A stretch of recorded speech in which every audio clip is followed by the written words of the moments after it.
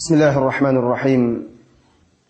Assalamualaikum warahmatullahi wabarakatuh. Innal hamdalillah nahmaduhu wa nasta'inuhu wa nastaghfiruh wa na'udzu billahi min shururi anfusina wa sayyiati a'malina. May yahdihillahu fala mudilla lahu ومن يضلل فلا هادي له أشهد أن لا إله إلا الله وحده لا شريك له وأشهد أن محمدا عبده ورسوله صلى الله عليه وعلى آله وأصحابه ومن سار على نهجه وتمسك بسنته إلى يوم الدين وسلم تسليما كثيرا أما بعد. Saudara-saudari jamaah kaum muslimin dan muslimat yang semoga senantiasa dirahmati oleh Allah Subhanahu wa taala. Pada subuh hari ini alhamdulillah kita masih bisa menikmati nikmat-nikmat yang Allah limpahkan kepada kita. Pada subuh hari ini, alhamdulillah, kita masih bisa untuk sujud ke hadapannya. Tanpa itu, kehidupan kita tidak akan berarti apa-apa. Tanpa menghambakan diri kepada Allah Subhanahu wa taala, kehidupan ini akan sia-sia. Maka seyogyanya kita bersyukur kepada Allah Subhanahu wa taala. Subuh hari ini kita dapat menunaikan salat subuh berjamaah. Semoga nikmat Allah Subhanahu wa taala ini terus berlanjut, berlimpah kepada kita, sehingga salat-salat yang lainnya juga bisa kita tunaikan dengan berjamaah.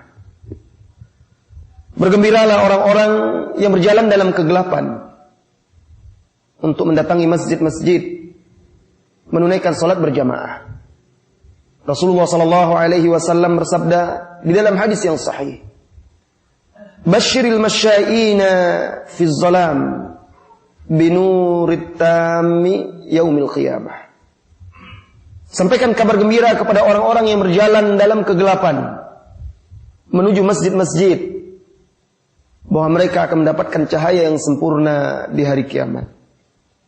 Semoga kita termasuk di dalam hadis yang dijanjikan orang-orang yang dijanjikan oleh Rasulullah sallallahu alaihi wasallam untuk mendapatkan cahaya yang sempurna di hari kiamat. Saudara-saudari jamaah kaum muslimin dan muslimat yang semoga senantiasa dirahmati oleh Allah Subhanahu wa taala. Sesungguhnya Allah Subhanahu wa taala Dialah yang telah menciptakan seluruh makhluk. Lalu Allah pula yang memilih di antara makhluk-makhluk tersebut makhluk pilihannya, yang dia jadikan sebagai ahlul qurbi, orang-orang yang didekatkan, memiliki kedudukan yang mulia dan tinggi di sisinya. Allah yang meninggikan mereka, dan Allah jadikan mereka adalah orang-orang pilihannya, di mana Allah Subhanahu wa taala membanggakan mereka di hadapan makhluk-makhluk yang lain. Allah berikan mereka kedudukan yang tidak bisa dicapai oleh seorang pun dari makhluk. Mereka adalah aulia Allah, wali Allah, orang-orang yang dicintai oleh Allah.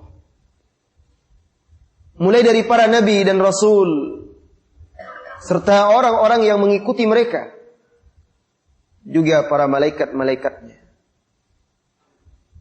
Adapun malaikat, wahai saudara-saudariku, semua kita tahu Allah Subhanahu wa taala ciptakan mereka dan Allah fitrahkan mereka untuk tunduk dan patuh kepada Allah Subhanahu wa taala serta tidak bermaksiat.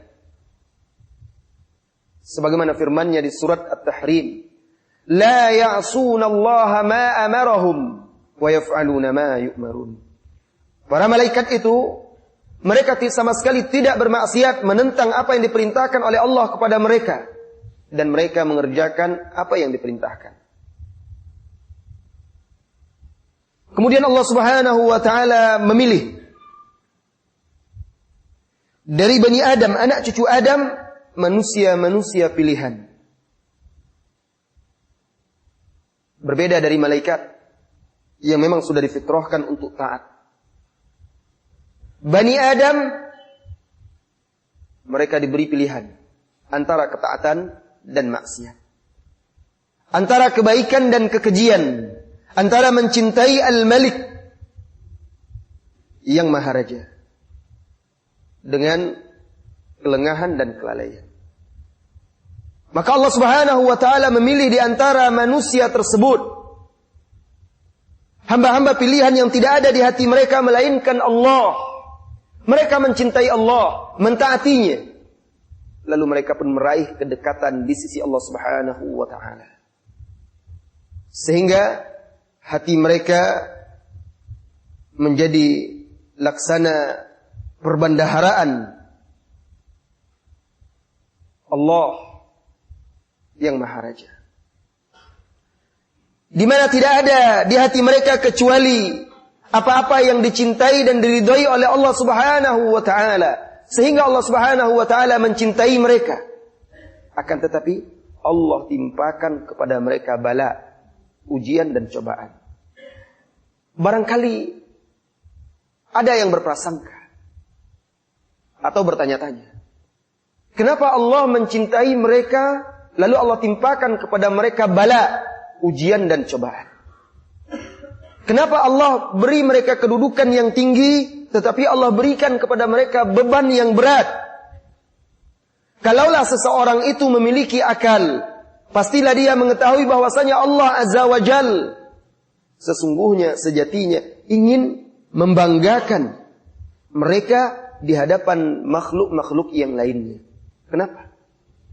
Karena makhluk-makhluk manusia pilihan ini menerima perintah Allah, menjauhi larangannya. Lalu Allah tinggikan derajat mereka dengan kesabaran mereka menghadapi ujian, bala dan cobaan hidup di dunia.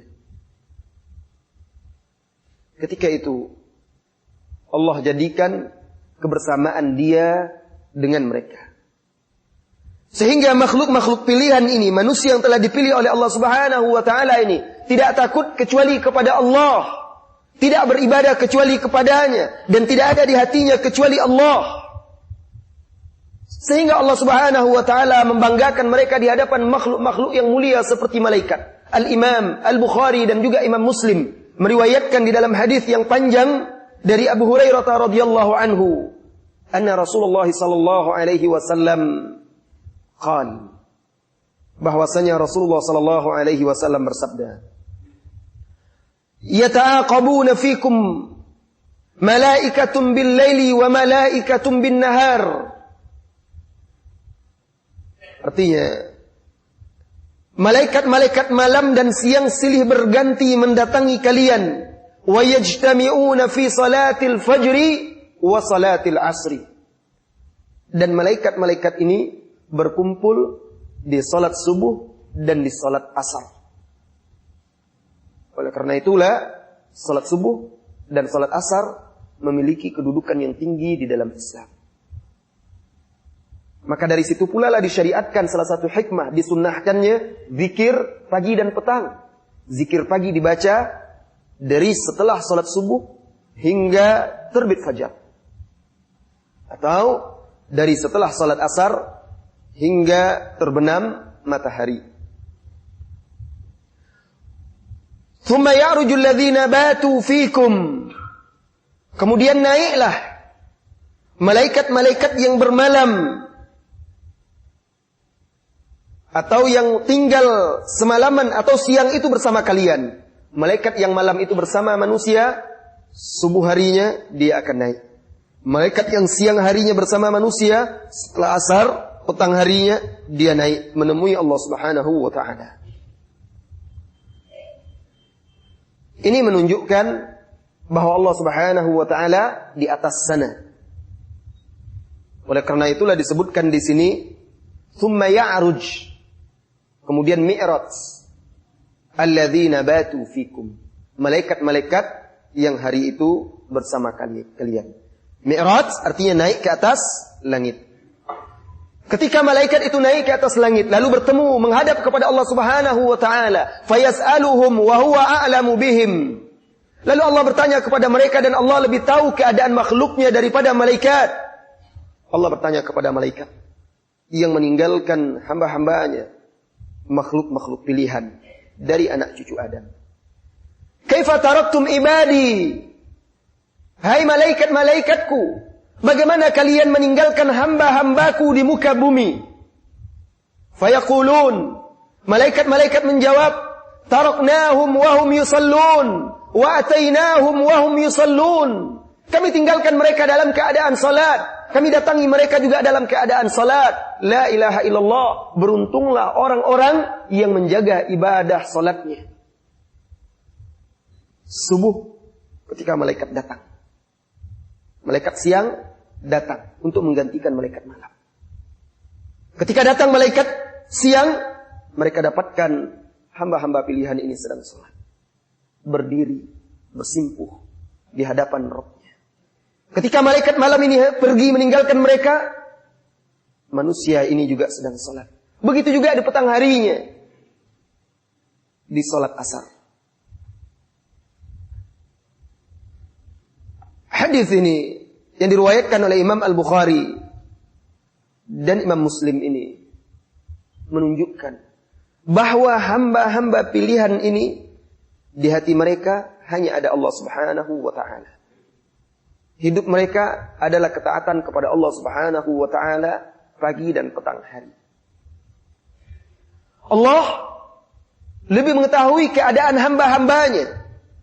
Bahwasanya mereka yang didatangi dan ditinggalkan oleh malaikat dalam keadaan salat tersebut adalah orang-orang yang didekatkan di sisinya. Di dalam hati mereka tidak ada melainkan perintah Al-Malik, perintah Allah, Sang Raja. Dan mereka tidak mengetahui kecuali apa yang diinginkan oleh Allah, apa yang dicintai oleh Rabb Subhanahu wa ta'ala. Di dalam riwayat lain juga diriwayatkan oleh Imam Bukhari dan Muslim dari Abu Hurairah dan juga dari Abu Sa'id Al-Khudri radhiyallahu anhu. Qala Rasulullah sallallahu alaihi wasallam. Rasulullah sallallahu alaihi wasallam bersabda, "Inna lillahi malaikatan sayyahina fil ard." Sesungguhnya Allah Subhanahu wa ta'ala memiliki malaikat yang tugasnya berjalan di muka bumi. Sayyah, mengelilingi bumi, mencari hamba-hamba pilihan. Fudulan an kuttabin nas. Dan malaikat-malaikat ini bukanlah malaikat yang mencatat amal manusia. Malaikat yang mencatat amal manusia lain. Dan malaikat ini lain lagi. Tugasnya hanya mencari hamba-hamba pilihan ini. Manusia-manusia yang telah diberikan kelebihan dan keistimewaan oleh Allah Subhanahu wa ta'ala. فَإِذَا وَجَدُوا قَوْمًا يَذْكُرُونَ اللَّهِ. Apabila malaikat yang berkeliling di muka bumi ini mendapatkan satu kaum يَذْكُرُونَ اللَّهِ, yang berzikir kepada Allah. Dan zikir di sini maksudnya bukanlah seperti yang dipahami oleh sebagian manusia, berkumpul bersama-sama lalu melafazkan zikir dengan satu suara dipimpin oleh satu pimpinan. Tidak. Zikir yang dimaksud di hadis ini adalah kullu ma yuqarribu ila Allah azza wa jal. Segala sesuatu yang bisa mendekatkan hamba kepada Allah Subhanahu wa ta'ala. Dan pintunya sangat luas. Mulai dari zikrullah, tilawatul Quran, menuntut ilmu syar'i, salat, dan ibadah-ibadah yang lainnya. Itu termasuk zikrullah dalam kategori hadis ini.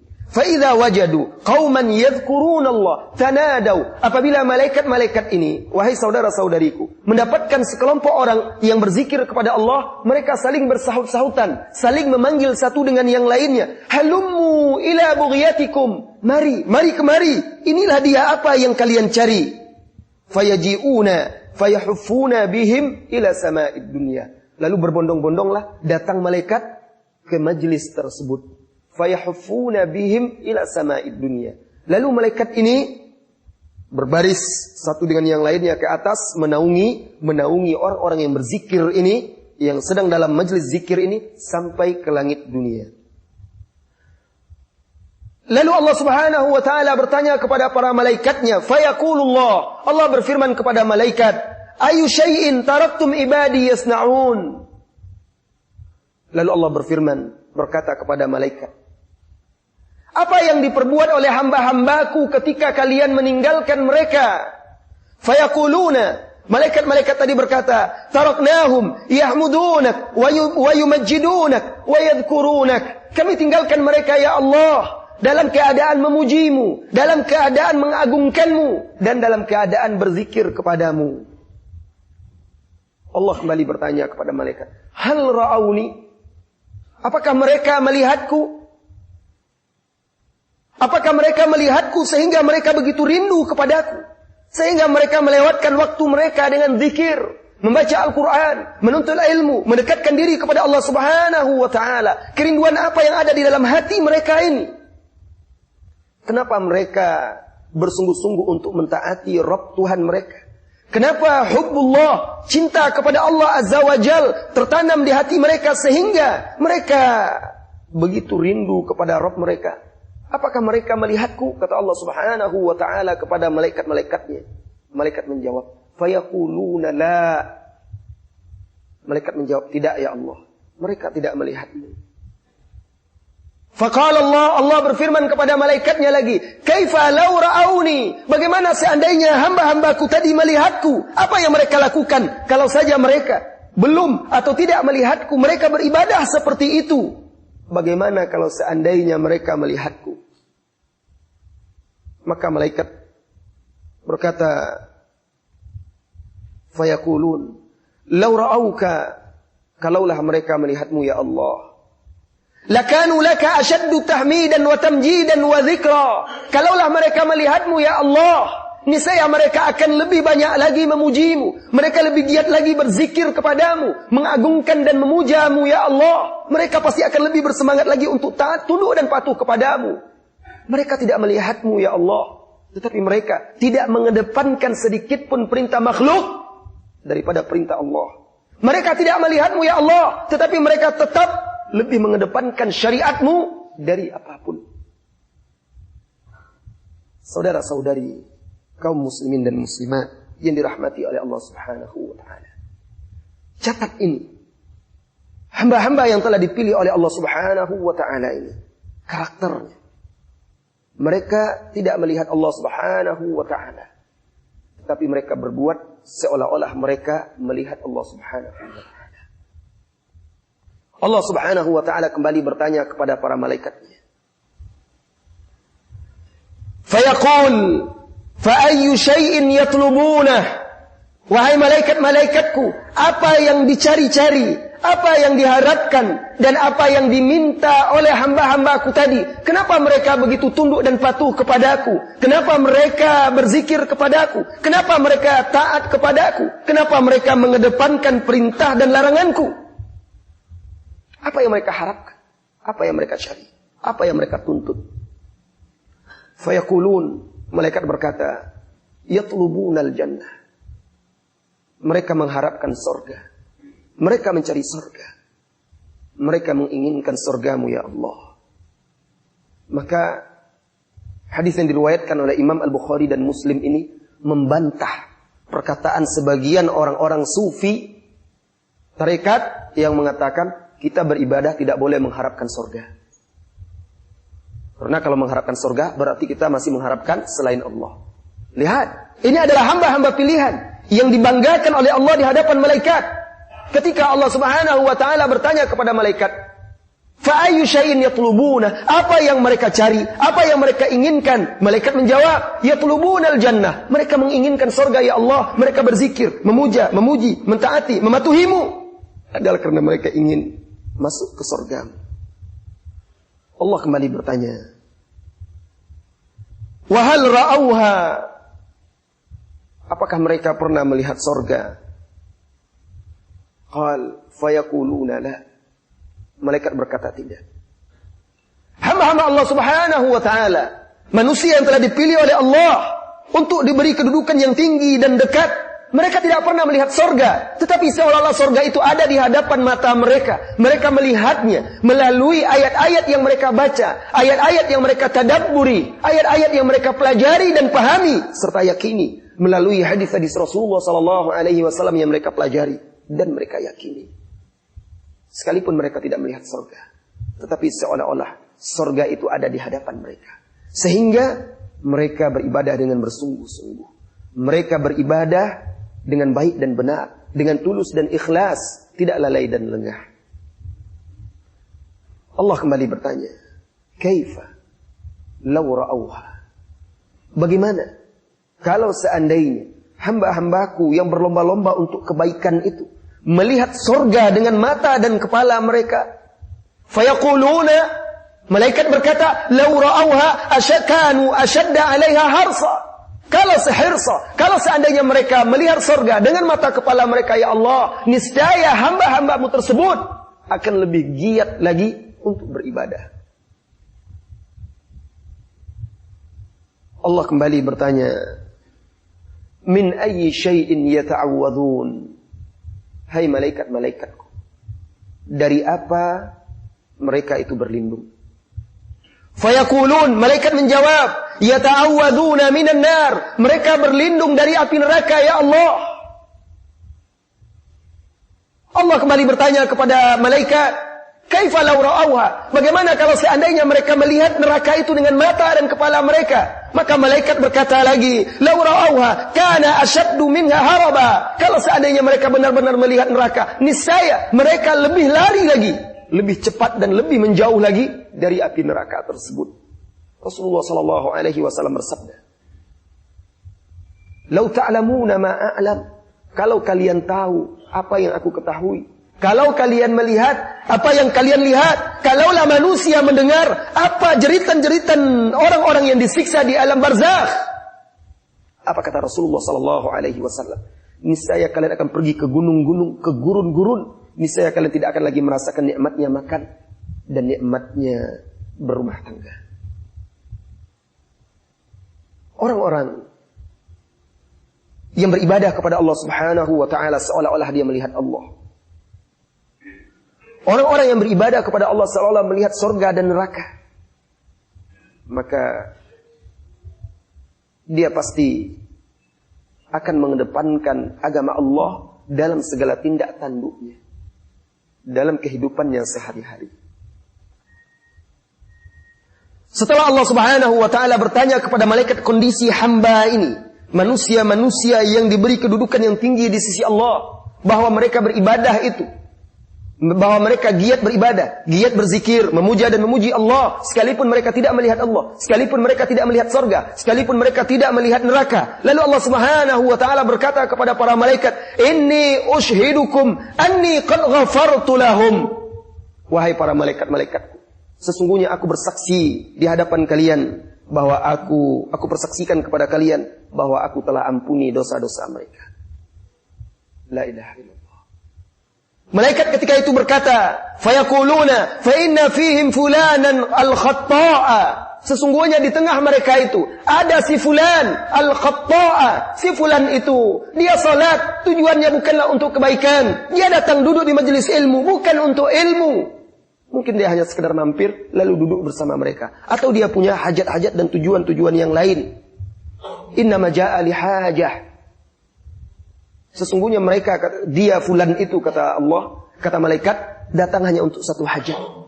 Bukan seperti yang lain. Bukan untuk berzikir kepada Allah. Bukan untuk memujinya. Bukan untuk memujanya. Tetapi dia datang untuk satu hajat. Allah Subhanahu wa ta'ala berfirman ketika itu, humul qawmu la yashqa bihim jalisuhum. Mereka, orang-orang yang diampuni oleh Allah Subhanahu wa ta'ala tadi adalah orang-orang, siapapun yang bergabung, duduk, berteman bersama mereka, tidak akan sengsara. Beruntung orang-orang yang berteman dengan orang yang saleh. Beruntung orang-orang yang bersahabat dengan para wali-wali Allah. Beruntung orang-orang yang bersahabat dengan orang-orang yang taat. bergaul bersama mereka. Setidaknya kebaikan-kebaikan orang tersebut akan mendatangkan berkah pula kepada diri orang yang kurang baik tadi. Hadis ini diriwayatkan oleh Bukhari, Muslim, At-Tirmidzi, Ahmad, dan lafaz ini adalah lafaz Imam Ahmad. Saudara-saudari kaum muslimin dan muslimah, orang-orang yang disebutkan di dalam hadis tadi, hati mereka itu adalah perbendaharaan. Tidak ada di dalam hati mereka itu kecuali Allah Subhanahu wa ta'ala. Mereka adalah muqarrabun, orang-orang yang didekatkan oleh Allah. Allah mengampuni dosa-dosa mereka karena zikir mereka, karena tasbih mereka, karena tahmid mereka. Bagaimana dengan ketaatan-ketaatan mereka yang lainnya selain daripada itu? Allah mengampuni mereka karena mereka duduk di majelis ilmu. Bagaimana dengan ketaatan-ketaatan yang lainnya? Allah mengampuni mereka dengan membaca dengan Al-Quran mereka. Bagaimana dengan sisa-sisa atau ibadah-ibadah lain mereka? Dan bagaimana dengan orang-orang yang hati mereka istiqamah bersama Rabbul Bariyat, bersama Rabb yang menciptakan alam semesta ini? Lihatlah, perhatikan ketika malaikat berkata, "Ya Allah, di tengah mereka ada si fulan, khata', orang yang banyak dosanya, banyak kesalahannya. Dia datang hanya untuk suatu keperluan. Seseorang yang masuk masjid, ikut sholat, atau datang seseorang juga yang masuk masjid, duduk. Ketika melihat ada orang duduk-duduk ramai-ramai menuntut ilmu, dia pun ikut bergabung. Tujuannya bukanlah untuk menuntut ilmu, tetapi orang ini pun mendapat kebaikan dari orang-orang yang telah dipilih oleh Allah Subhanahu wa ta'ala. Apa kebaikan yang didapat oleh dia? Ketika dia duduk di situ, Allah lembutkan pula hati dia. Allah bukakan pintu hatinya. Allah bukakan basirahnya. Sehingga tumbuh pula semangat dia untuk bisa seperti orang-orang yang taat tadi. Berapa banyak orang yang mendapat petunjuk. Semulanya dia tidak punya kepedulian terhadap agama Allah, terhadap Allah. Ketika dia duduk di majelis ilmu seperti ini, lalu Allah bukakan pintu hatinya. Allah lembutkan jiwa dan hatinya. Sehingga akhirnya muncul semangatnya untuk kembali kepada Allah Subhanahu wa ta'ala. Saudara-saudari, pernahkah salah seorang dari kita berpikir untuk menjadikan hatinya sebagai perbendaharaan? Tidak ada satupun yang terdapat di hatinya kecuali Allah Subhanahu wa ta'ala. Pernahkah dia berpikir untuk menjadikan hatinya hati yang senantiasa munib, kembali kepada Allah Subhanahu wa ta'ala? Pernahkah salah seorang dari kita berpikir mulai dari sekarang memanage, memperbaiki hatinya, memilih dari mana dia harus memulai sehingga dia bisa berjalan dengan baik dan benar, lalu bertemu kelak dengan Rabbnya Al-Malik, Allah Subhanahu wa ta'ala. Membentuk hatinya menjadi hati yang munib. Munib artinya roja, banyak bertaubat, sering kembali introspeksi diri kepada Allah Subhanahu wa ta'ala. Dalam kehidupan dunia ini yang penuh sesak dengan fitnah, dalam kehidupan dunia ini yang penuh dengan syahwat, ujian dan cobaan, pernahkah wahai saudara-saudariku, satu hari engkau jadikan hatimu itu sebagai terminal peristirahatanmu, sehingga tidak ada rehat bagi hatimu kecuali bersama Rabbmu? Setiap kali engkau mengagungkan Rabbmu dan engkau memiliki dosa-dosa, pernahkah engkau wahai saudara-saudariku berpikir untuk kembali kepada Allah Subhanahu wa ta'ala dari dosa yang telah dilakukan itu? Pernahkah engkau menganggap dosa kecil yang engkau lakukan itu adalah besar di hadapan Allah Subhanahu wa ta'ala, sehingga engkau berusaha untuk mengikisnya, menutupinya, lalu memperbaikinya? Allah Subhanahu wa ta'ala memanggil kita siang dan malam. Allah Subhanahu wa ta'ala membukakan pintunya pagi dan petang, memanggil kita. Allah Subhanahu wa ta'ala menyeru kita dengan seruan yang penuh kasih sayang. Qul ya ibadiyalladzina asrafu ala anfusihim. Katakan, wahai hamba-hambaku yang melampaui batas terhadap diri mereka, la taqnatu min rahmatillah. Janganlah engkau berputus asa terhadap rahmat Allah. Innallaha yaghfiru dzunuba jami'a. Sesungguhnya Allah mengampuni seluruh dosa-dosa. Innahu huwal ghafurur rahim. Dialah Allah, Rabb yang Maha Pengampun lagi Maha Penyayang. Wa anibu ila rabbikum.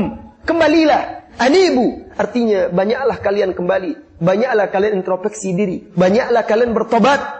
Wa aslimu lahu, dan serahkanlah diri kalian kepadanya, min qabli ayyatiyakumul adzab, sebelum turun kepada kalian azab. Tsumma la tunsarun, Kemudian setelah itu kalian tidak akan ditolong lagi oleh Allah Subhanahu wa taala.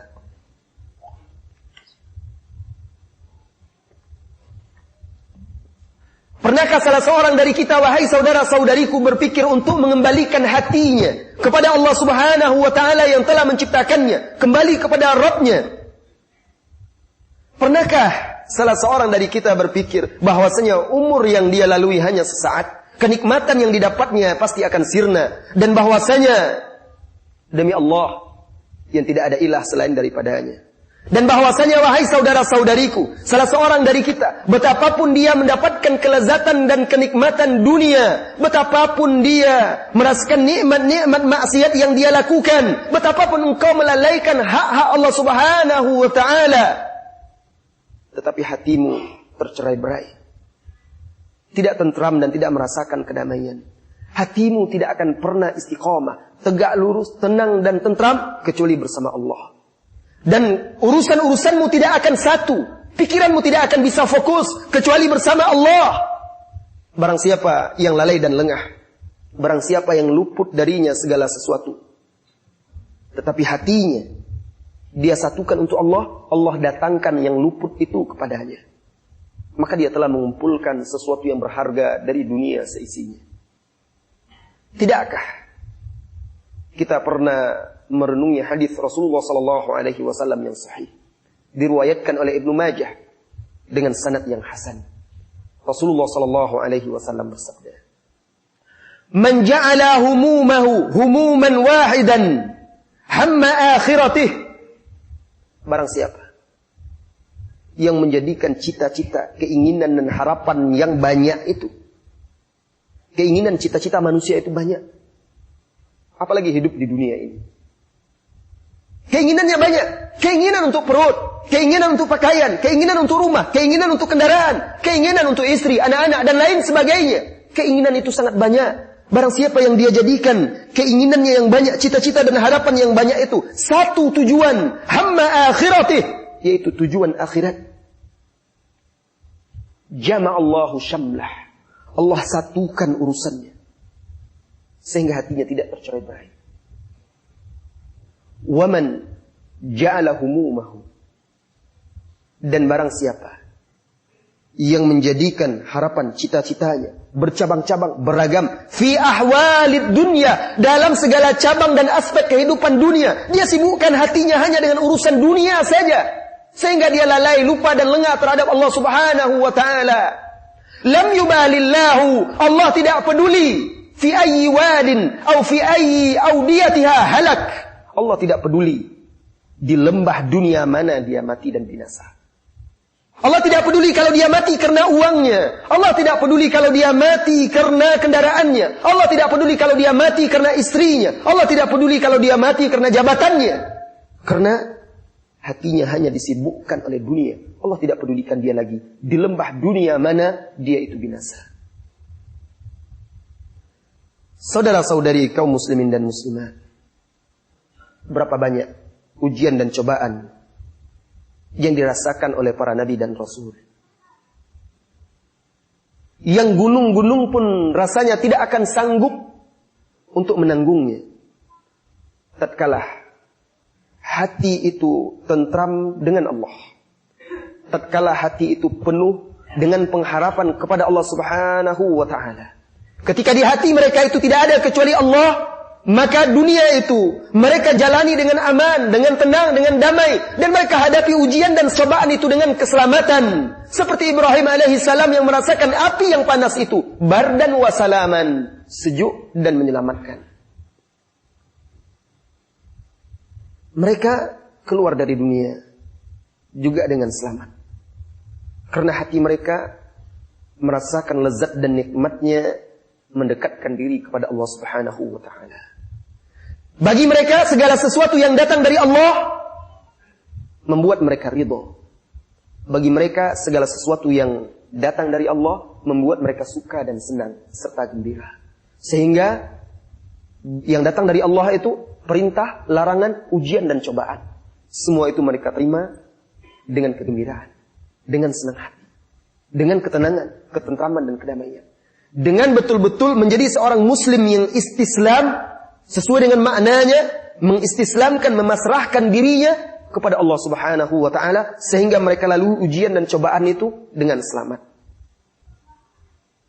Adapun wahai saudara-saudariku, apabila di hati seorang hamba itu ada sesuatu yang menandingi Allah Subhanahu wa taala, ketika hati kosong dari Allah atau ada sesuatu yang menandingi Allah Subhanahu wa taala di hati manusia, ketika di hatinya itu ada selain Allah Subhanahu wa taala, maka ketika itulah hati itu akan binasa. Hati itu akan tersesat di lembah-lembah dunia. Maka wahai saudara-saudariku, wajib bagi seorang hamba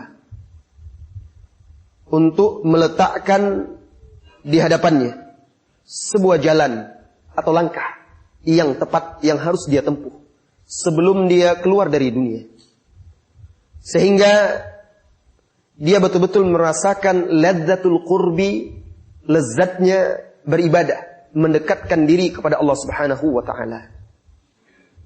Ketahuilah wahai saudara-saudariku, barang siapa yang dekat kepada Allah Subhanahu wa taala, dia tidak akan sengsara selama-lamanya dan dia tidak akan kehilangan kelezatan dan kenikmatan dunia selama-lamanya. Manusia berada di lembah, sementara hatinya berada di lembah lain. Manusia berlomba-lomba untuk dunia, hatinya bersama Allah Subhanahu wa taala. Dia mencintai Allah, ridho kepada Allah. Oleh karena itulah Allah siapkan untuk dia sorga yang luasnya seluas langit dan bumi. Oleh karena itulah ketika dia ridho, cinta kepada Allah Subhanahu wa taala, Allah berikan dia sorga di dunia sebelum dia mendapatkan sorga akhirat, yaitu jannatul ridho, sorga keridhaan kepada Allah Subhanahu wa taala. Cukup wahai saudara-saudariku, ketika engkau ridho, rela menerima perintah Allah, sesungguhnya itu adalah sorgamu di dunia sebelum engkau mendapatkan sorga akhirat. Ketika engkau wahai saudariku ridho terhadap syariat Allah, ketika itulah engkau akan merasakan ketentraman dan kedamaian hidup di dunia sebelum engkau merasakan kenikmatan sorga di akhirat. Ketika engkau mendapatkan bala, ujian dan cobaan, seberat apapun ujian dan cobaan tersebut, siapa yang merasakan ujian dan cobaan seberat ujian dan cobaan yang dirasakan oleh Nabi Ibrahim? Terusir dari kampung halaman, bahkan disiksa, dibakar.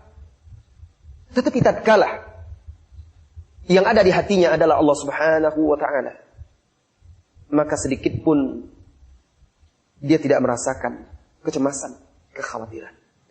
Lihatlah istrinya Hajar, ketika tidak ada di hatinya melainkan Allah, ketika dia ridho terhadap apapun yang datang dari Allah Subhanahu wa taala, bagaimana Allah hilangkan kecemasan dan kekhawatiran dari dirinya ketika Ibrahim meninggalkannya. Lihatlah wahai saudariku wanita muslimah, siapa di antara wanita muslimah hari ini yang meneladani Hajar?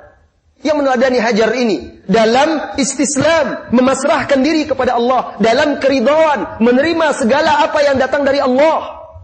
Lihatlah, ditinggalkan oleh suaminya, hanya dengan anaknya yang masih menyusui, dengan bekal yang telah sedikit, di padang pasir yang gersang, gunung-gunung batu. Tidak ada seorang pun, hanya mereka berdua, wanita yang lemah dengan seorang anak. Tetapi wanita yang lemah itu, Allah jadikan seorang wanita yang kokoh, yang kuat, yang perkasa, menghadapi ujian dan cobaan. Tatkala suaminya pergi meninggalkannya, dia mengejar suaminya Ibrahim alaihissalam, yang berjalan tidak berpaling ke belakang. Karena itu adalah perintah Allah. Pantang bagi seorang hamba yang menjalankan perintah Allah berpaling ke belakang. Ketika dia berpaling ke belakang, godaan-godaan itulah yang akan membuat dia kembali lalai dan lengah. Seperti Sa'ad bin Abi Waqqas, seperti salah seorang sahabat, satu dari 3 panglima yang gugur dalam perang Mu'tah. Ketika dia dilepas oleh keluarga-keluarga dan kerabatnya, lalu kerabatnya mendoakan agar dia kembali dengan selamat, dia pun marah. Dia berkata, bahkan aku berdoa berharap kepada Allah agar aku gugur bersimbah darah di jalan Allah Subhanahu wa taala. Ibrahim dipanggil oleh istrinya, "Ya Ibrahim, kenapa engkau tinggalkan kami di sini di lembah ini tanpa ada perbekalan, tanpa ada siapapun?" Lalu Ibrahim diam, tidak menjawab. Ketika itu pahamlah Hajar bahwa Ibrahim hanya diperintah dan menjalankan perintah Allah Subhanahu wa taala. Ketika itu Hajar berkata untuk memastikan dan agar hatinya lebih yakin lagi. Dia berkata, Allahu amaraka bihadza, wahai Ibrahim, apakah Allah yang memerintahkanmu melakukan ini, meninggalkan kami di lembah ini? Ibrahim menjawab, ya. Ketika itu Hajar berkata dengan penuh keyakinan. Lihat ketika ada keridhaan di hati seorang hamba. Ketika seorang hamba hatinya menjadi sebuah perbendaharaan yang tidak ada di dalamnya melainkan cinta kepada Allah, ridho kepada Allah, tawakal kepada Allah, tunduk dan patuh kepada Allah. Ketika dia tahu bahwa itu adalah perintah Allah, seorang wanita mukminah ini akhirnya berkata, "Idzan lan yudayyi'ana." Jika memang perintah Allah, jika memang demikian, Allah yang memerintahkanmu hai Ibrahim, Allah pasti tidak akan menyia-nyiakan kami. La ilaha illallah. Allah tidak menurunkan syariat ini untuk menyia-nyiakan kita. Allah tidak menurunkan agama Islam untuk menyulitkan kita. Allah tidak menurunkan agama Islam untuk menyiksa kita. Bahkan Allah turunkan Islam sebagai rahmat. Maka barang siapa yang merasa berat ketika mengamalkan Islam, menganggap Islam itu membebani, memberatkan, menyiksa, bahkan memenjara dia, maka dia akan terpenjara oleh hawa nafsunya. Maka dia akan terkekang oleh dirinya sendiri. Hatinya akan terkubur dalam jasadnya. Saudara-saudari kaum muslimin dan muslimat, lihatlah Rasulullah sallallahu alaihi wasallam bagaimana ujian dan cobaan silih berganti dalam kehidupannya.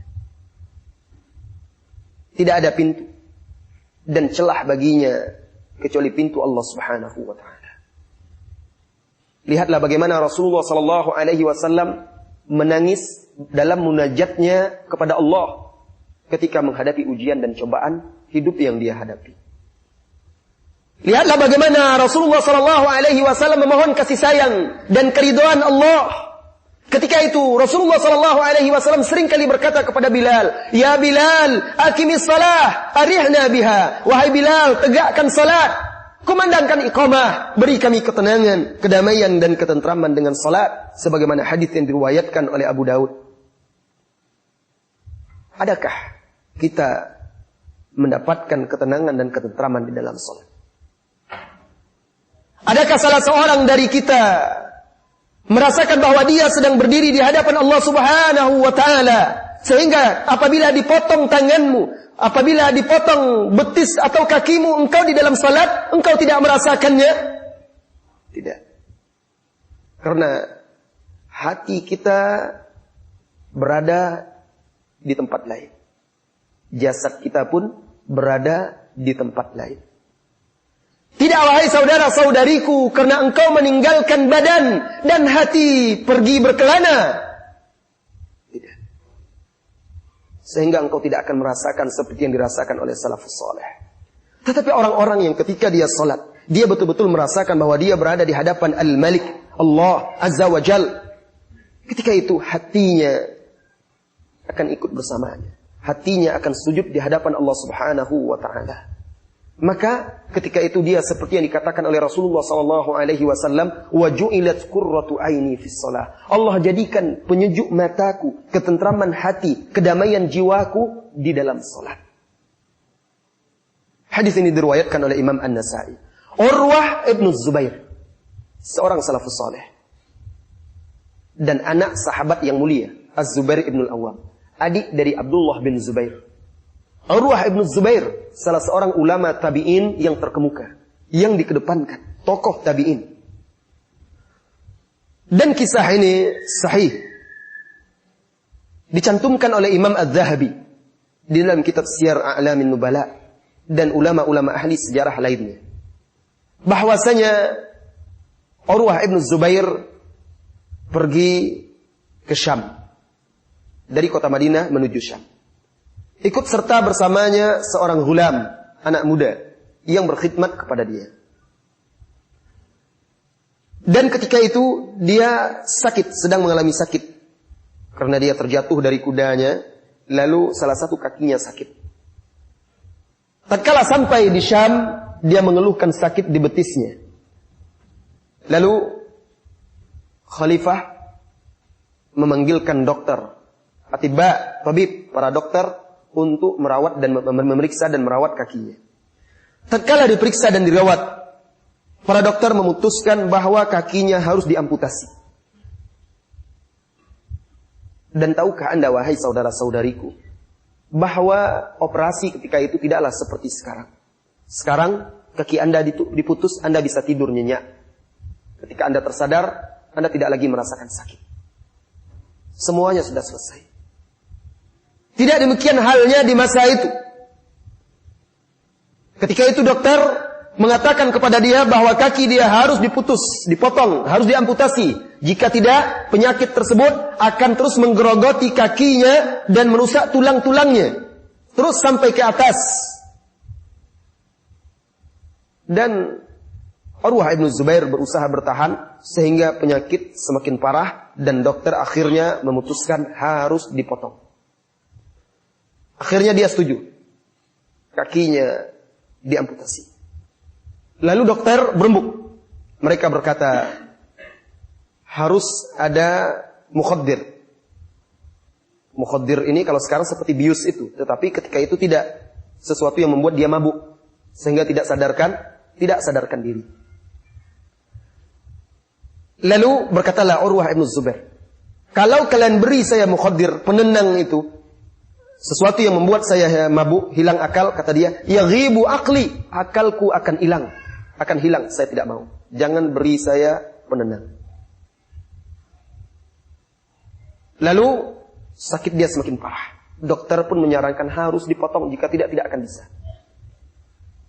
Akhirnya Urwah ibn Zubair berkata, in aradtum fa fis shalah. Jika kalian harus juga memotong kakiku, aku tidak mau dalam keadaan hilang akal. Sebagaimana saran kalian harus menggunakan alat-alat yang membuat atau sesuatu yang menghilangkan akalku. Jika harus terpaksa dipotong juga, fis shalah. Potonglah kakiku di dalam salat.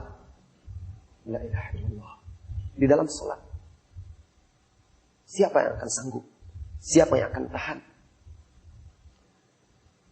Wa bainama huwa yusalli, maka berdirilah dia untuk salat. Ketika dia sedang salat dan duduk tasyahud akhir, ditariklah kakinya dari belakang, wa quti'at, dan dipotong. Dan ketika itu tidak seorang pun mendengar dia menjerit, merintih. Yang terlihat hanya dia memejamkan kedua matanya saja. Falamma qata'aha ja'ala yaqul, tatkala dokter telah berhasil memotong betisnya tersebut, Urwah ibn Zubair berdoa kepada Allah Subhanahu wa taala, la in akhasta laqad abqaita wa la in ibtalaita laqad afaita. Ya Allah, jika engkau mengambil satu kakiku, engkau masih menyisakan kakiku yang lainnya. Jika engkau mengujiku, engkau pun telah menyehatkan dan menyembuhkanku. Subhanallah. Ini dia ridha. Ini dia surga. Tidak ada kecemasan, tidak ada kekhawatiran. Ini dia orang-orang yang dipilih oleh Allah Subhanahu wa ta'ala. Ketika di hati itu tidak ada melainkan Allah, maka segala ujian dan cobaan itu akan terasa ringan. Tetapi kemana kita berkeluh kesah? Kemana kita lari? Kemana kita pergi ketika ujian dan cobaan datang? Kita tidak bersungguh-sungguh untuk kembali kepada Allah Subhanahu wa ta'ala. Kemudian di dalam kisah tersebut dilanjutkan lagi. Wa ma taraka juz'uhu bil Qur'an tilka lailah wa amsaka biha. Wa qala Allahumma inni ahtasibuka indallahi azza wa jalla. Wallahi ma mashaitu biki ila khati'atin qattu. Dan malam hari itu dalam riwayat tersebut disebutkan, malam hari itu setelah dipotong itu sama sekali Urwah ibn Zubair tidak meninggalkan juz bagian dari Al-Quran yang biasa dia baca. Dia tetap membaca Al-Quran malam hari itu. Waqal, dan ketika itu dia berkata, Allahumma inni ahtasibuki indallahi azza wa jalla. Ya Allah, wahai kakiku, aku ikhlaskan engkau di sisi Allah, dan aku harapkan pahala di sisi Allah. Wallahi, demi Allah, ma masyaitu biki ila khati'atin qattun. Demi Allah, aku tidak pernah menggunakanmu untuk berjalan ke dosa sama sekali. Subhanallah. Dia ikhlaskan kaki itu dan dia berkata, demi Allah, aku tidak pernah menggunakanmu wahai kakiku untuk berjalan, untuk melakukan dosa sama sekali. Bagaimana dengan kita wahai saudara-saudariku? Dahulu salafus saleh, wahai saudara-saudariku, mereka salat. Bandingkan, apakah salat kita sudah seperti salat mereka? Apakah hati kita tidak ada di dalamnya kecuali Rabb kita? Apakah tidak ada yang mengganggu salat kita? Tidak ada yang memperebutkan salat kita itu dari hawa nafsu dan kelezatan-kelezatan duniawi lainnya? Orang yang merasakan lezatnya, nikmatnya, indahnya mencintai Allah, pasti dia menunggu saat pertemuan. Tidakkah engkau melihat dua pasang anak manusia yang saling mencintai? Apa yang paling mereka harapkan dan mereka rindukan? Yang paling mereka harapkan dan mereka rindukan adalah bertemu. Saat mereka bersua, saat mereka bertemu, walaupun hanya sesaat, itulah yang mereka rindukan. Kalau memang benar salah seorang dari kita mencintai Allah Subhanahu wa taala, pastilah dia akan sangat merindukan untuk bertemu dengan Allah Subhanahu wa taala. Sehingga dia akan menanti-nanti dan menunggu saat tersebut. Dan dia jadikan saat tersebut adalah saat yang paling indah di dalam kehidupannya. Oleh karena itu, wahai saudara-saudariku, Allah jadikan pula kenikmatan paling nikmat, keindahan paling indah di sorga adalah saat manusia yang masuk sorga bertemu dengan Allah dan melihat wajah Allah Subhanahu wa ta'ala.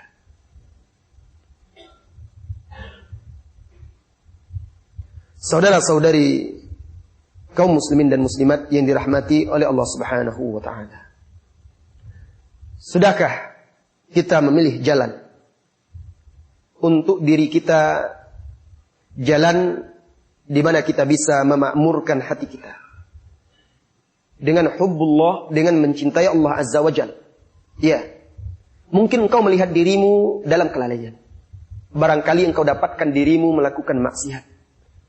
Bisa jadi engkau dapatkan hatimu jauh dari Allah, sehingga engkau putus asa terhadap diriku. Bagaimana aku bisa seperti Urwah ibn Zubair? Bagaimana aku bisa seperti Rasulullah sallallahu alaihi wasallam? Bagaimana aku bisa seperti Hajar? Bagaimana pula aku bisa seperti Ibrahim?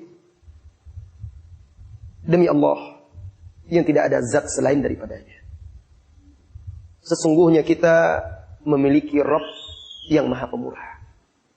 Kalaulah salah seorang dari kita mengetuk pintunya, kalaulah salah seorang dari kita berdiri di pintunya, lalu mengharapkan, memohon rahmatnya, niscaya Allah akan merahmatinya. Kalaulah salah seorang dari kita dengan sedikit kehinaan saja, menghinakan dirinya sedikit, merendahkan dirinya sedikit kepada Allah Subhanahu wa ta'ala, berdirilah di hadapan Rabbmu, niscaya dia akan mengasihimu, meridaimu, dan merahmatimu. Tidakkah, wahai saudara-saudariku, kita mendengar tentang 7 orang yang kelak di hari kiamat mendapat naungan dari Allah Subhanahu wa ta'ala? Salah satunya adalah sebagaimana diriwayatkan oleh Bukhari dan Muslim, wa rajulun dzakarallahu khaliyan fafadat ainah, dan seseorang, satu dari 7 orang tersebut, seseorang yang berzikir mengingat Allah ketika dia sendiri, lalu meneteslah air matanya. Pernahkah kita berusaha mencoba dengan sedikit kehinaan di hadapan Allah, merendahkan diri, menundukkan dan merasakan bahwa kita itu lemah, lalu kita berusaha pula meneteskan air mata di hadapan Allah ketika kita sendiri, memohon, bermunajat agar Allah Subhanahu wa ta'ala membimbing hati kita, menundukkannya di atas jalannya? Tapi saya rasa sedikit dari kita yang berusaha untuk melakukan itu. Saudara-saudari kaum muslimin dan muslimat, bangunkan hatimu, tegakkan dia di depan pintu Rabbmu dengan penuh ketundukan dan kehinaan serta kelemahan. Introspeksilah diri. Di mana diri dan jiwamu sekarang? Di mana diri dan jiwamu dalam kehidupan ini? Untuk apa engkau diciptakan?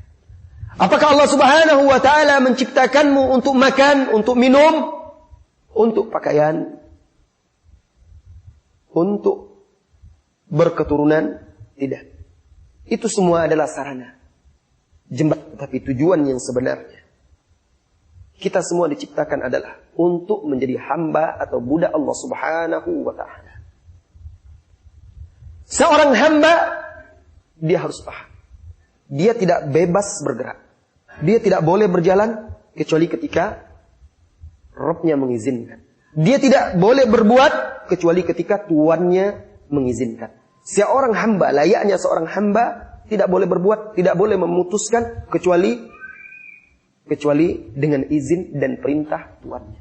Dan begitulah seharusnya kita hidup di dunia ini, bergerak, berbuat, diam, semuanya adalah untuk Allah, untuk agama Allah Subhanahu wa ta'ala. Saudara-saudari kaum muslimin dan muslimat yang dirahmati oleh Allah Subhanahu wa ta'ala. Hati seorang hamba itu seyogyanya hendaklah menjadi khazainul mulk, khazainul malik, perbendaharaan di mana tidak ada di dalamnya kecuali Allah, cinta Allah, ridho kepada Allah, tawakal kepada Allah, bergantung kepada Allah, tunduk dan patuh kepada Allah Subhanahu wa ta'ala. Hendaklah dia menjadikan dunia ini sebagai fase sementara menuju kekekalan abadi, yaitu di sisi Allah Subhanahu wa ta'ala. Dia harus mengerti dan paham bahwa cepat atau lambat dia akan berpindah dari negeri yang fana menuju negeri yang abadi dan kekal, menuju sorga atau neraka. Sorga yang dikatakan oleh Allah Subhanahu wa ta'ala di dalam Al-Quran, wa uzlifatil jannatu lil muttaqina ghairu ba'id, hadza ma tu'aduna likulli awwabin hafiz. Dan sorga telah dihias.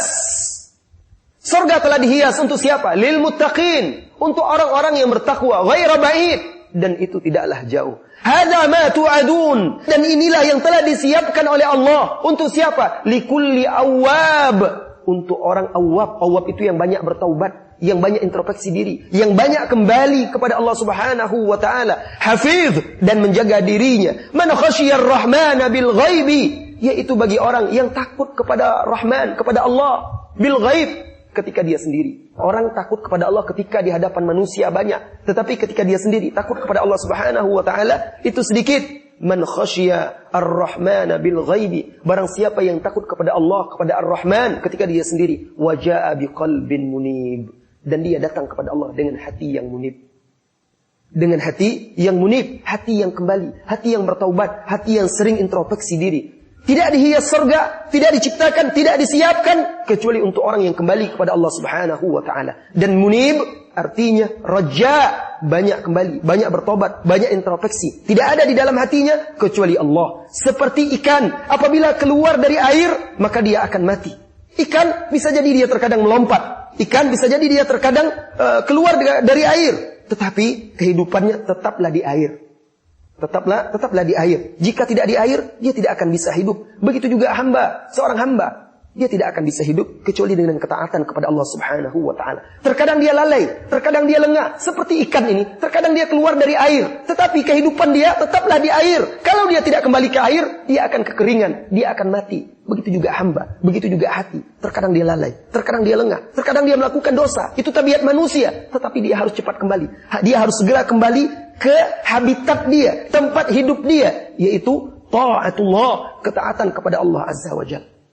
Saudaraku, saudariku, kaum muslimin dan muslimat, tidak kita pungkiri, kita jalani hari kita rasakan kelalaian dan kelengahan.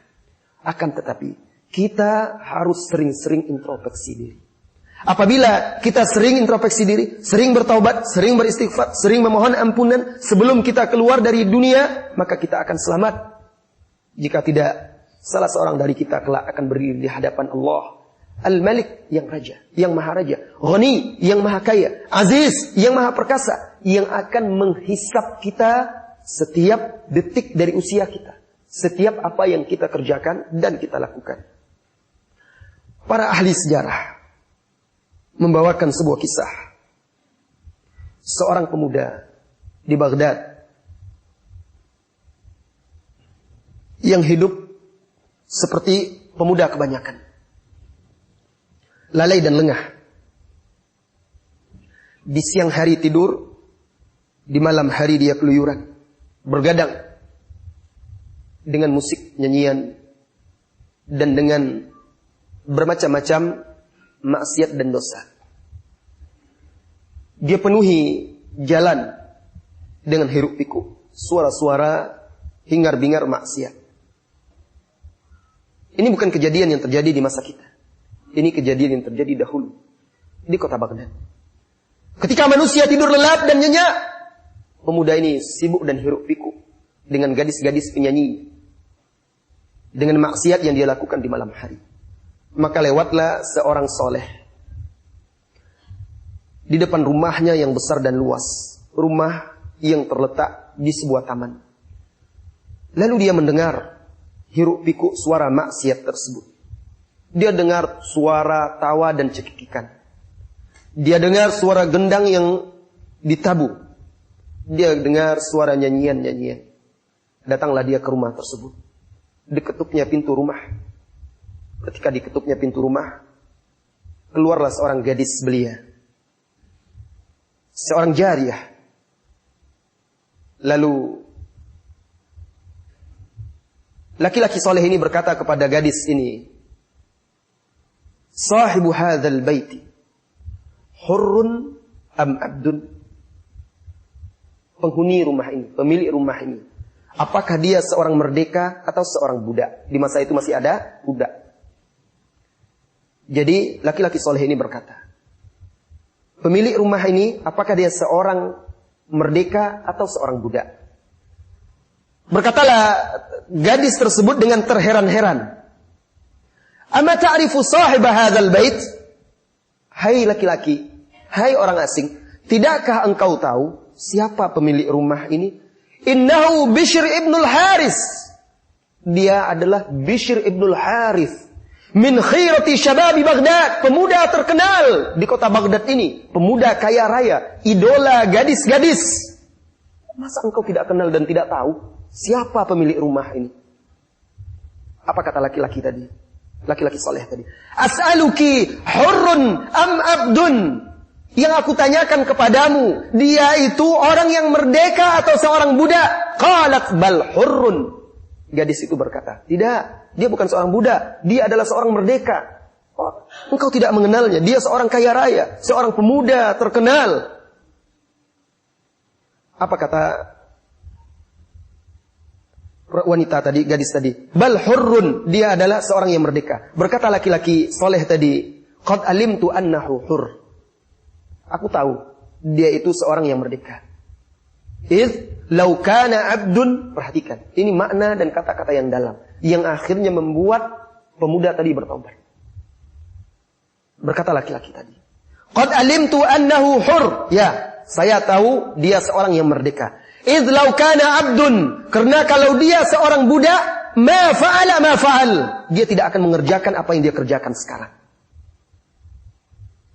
Saya tahu dia orang merdeka. Kalau dia seorang budak, dia tidak akan melakukan perbuatan dia sekarang. Maksiat-maksiat yang dia lakukan malam hari ini. Thuman talaq. Talaqqatil jariyah. Kemudian pergilah orang itu dan terdiamlah gadis tadi. Bishr yang berada di dalam rumah mendengar dia ada suara-suara, ada suara gadis tadi dan ada suara laki-laki yang berbicara, tapi dia tidak tahu betul, tidak mendengar secara persis apa pembicaraannya. Maka keluarlah dia. Ditemuinya gadis tadi lalu dia berkata, "Ma biki min hadha?" Ada apa antara engkau dengan laki-laki itu? Apa yang terjadi? Qalat rajul. Apa kata gadis itu? Tidak apa-apa, hanya seorang laki-laki tadi yang bertanya tentang sesuatu. Bishr kembali berkata, "Mada yurid?" Apa yang diinginkannya? Mengapa dia datang kemari? Qalat sa'alani sahibu hadzal bait hurrun am abdun? Gadis tadi berkata, dia tadi datang bertanya kepadaku, pemilik rumah ini apakah dia seorang yang merdeka ataukah seorang budak? Faqultu lahu hurr. Aku katakan kepada dia, seorang yang merdeka. Hadza Bishr ibnul Harith. Ini adalah Bishr ibnul Harith, pemuda yang terkenal di kota Baghdad ini. Saudara-saudariku, dengan kalimat yang singkat dari orang yang soleh ini, Bishr sadar. Terbuka pintu hatinya. Ketika itu sadarlah apa yang dimaksud oleh laki-laki tadi. Bahwa dia adalah budak. Abdun, hamba. Hamba siapa? Abdullah, budak Allah, hamba Allah. Mana hati kita? Mana hatinya? Mana hati yang tidak boleh di dalamnya kecuali Allah Subhanahu wa ta'ala? Mana hati yang tidak pernah kosong dari zikrullah? Mana hati yang tidak dipenuhi kecuali oleh Allah Subhanahu wa ta'ala? Kemana pergi laki-laki tersebut? Laki-laki soleh tersebut. Akhirnya Bishr keluar dari rumahnya mencari laki-laki tadi. Dia penasaran dengan kalimat yang telah dikatakan oleh laki-laki tadi. Dicarinya. Ketika itu Bishr berjalan keluar tergesa-gesa tanpa mengenakan alas kaki. Di dalam bahasa Arab, Orang yang berjalan tanpa alas kaki itu disebut hafian atau hafi. Oleh karena itulah kelak Bishr ini digelari Bishr al-Hafi. Dan banyak diriwayatkan kata-kata nasihat dari Bishr al-Hafi. Lalu Bishr ini pergi mencari laki-laki tadi tanpa memakai sendal dan tanpa memakai penutup kepala. Dia bertanya-tanya, kemana laki-laki tadi pergi? Gadis tadi menyebutkan laki-laki tadi pergi ke arah sana. Lalu bergegaslah dia ke sana, kemudian bertemu dengan seorang laki-laki, dipegangnya dan ditanyakan kepada dia, "Antal ladzi tarakta babi?" Wahai laki-laki, wahai pria, engkaukah tadi yang telah mengetuk pintu rumahku? Qala na'am, ya. Madza turid? Apa yang kau inginkan? Mengapa engkau datang ke rumahku dan mengetuk pintu rumahku? Laki-laki tadi berkata, "Sa'altu an sahibil bait." Aku bertanya tentang pemilik rumah tersebut. Tatkala aku mendengar suara hiruk pikuk, musik, nyanyian, suara orang-orang tertawa dari rumah tersebut, maka aku ingin bertanya, ingin mengetahui siapa pemilik rumah tersebut. Apakah dia seorang yang merdeka atau budak? Lalu aku tanyakan tadi, sahibu hadzal bait hurrun am abdun? Pemilik rumah ini apakah dia merdeka atau budak? Maka gadis yang menemuiku menjawab, hurrun, merdeka. Fa'alimtu annahu hur. Maka ketika itu pahamlah aku, kata laki-laki tadi, bahwa pemilik rumah tadi adalah seorang yang merdeka. Idh annahu law kana abdun. Karena kalau seandainya dia adalah seorang hamba, seorang budak, ma kharaja min baitihi ma kharaj. Aku tidak akan mendengar suara-suara maksiat itu dari rumahnya. Ketika itu pahamlah Bishr apa yang dimaksud oleh syekh tadi. Bahwa yang dimaksud oleh syekh tadi, abdun, seorang hamba, abdun, seorang budak Allah, seorang hamba, tidak bergerak kecuali dengan izin rajanya, izin tuannya, izin pemiliknya. Tidak akan berbuat kecuali dengan perintah tuannya. Tidak akan melakukan sesuatu kecuali dengan perintah Allah Subhanahu wa ta'ala. Karena dia adalah hamba Allah. Karena abdun adalah salah satu ubudiyah, adalah salah satu derajat menghambakan diri, tunduk dan patuh, adalah salah satu maratib, tingkatan-tingkatan martabah ubudiyah, penghambaan diri kepada Allah Subhanahu wa ta'ala. Tidak melakukan sesuatu, tidak berbuat sesuatu kecuali yang diridhai, disukai, disenangi, dicintai oleh tuannya. Dan dia tidak menahan diri dari sesuatu kecuali dari sesuatu yang dibenci, dilarang, tidak diridhai, tidak disukai oleh tuannya. Sehingga dia berusaha menyenangkan dan membuat tuannya itu ridho. Pertanyaannya, wahai saudara-saudariku, apakah kita memahami makna kalimat tadi?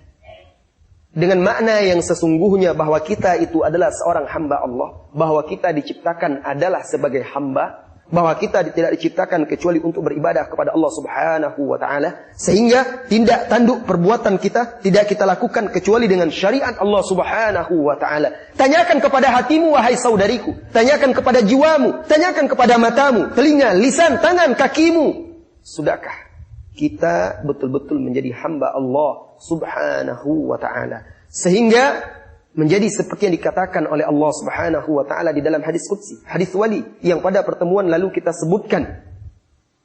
Fa ana basaruhu alladhi yabsuru bihi, wa sam'uhu alladhi yasma'u bihi, wa yaduhu allati yabtishu biha, wa rijluhu allati yamshi biha. Sehingga aku, kata Allah, adalah mata yang dia melihat dengannya. Artinya matanya harus melihat sesuatu yang diridhai oleh Allah, harus jauh dari sesuatu yang dibenci, dimurkai oleh Allah Subhanahu wa ta'ala. Dan telinganya, dan aku, kata Allah, adalah pendengaran yang dia mendengar dengannya. Dia mendengar untuk sesuatu yang diridhai oleh Allah Subhanahu wa ta'ala. Dan aku adalah tangan yang dia berbuat dengannya, kaki yang dia berjalan dengannya. Sudahkah kita betul-betul mewujudkan hakikat ubudiyah, penghambaan diri ini kepada Allah Subhanahu wa ta'ala? Saudara-saudari kaum muslimin dan muslimat yang dirahmati oleh Allah Subhanahu wa ta'ala,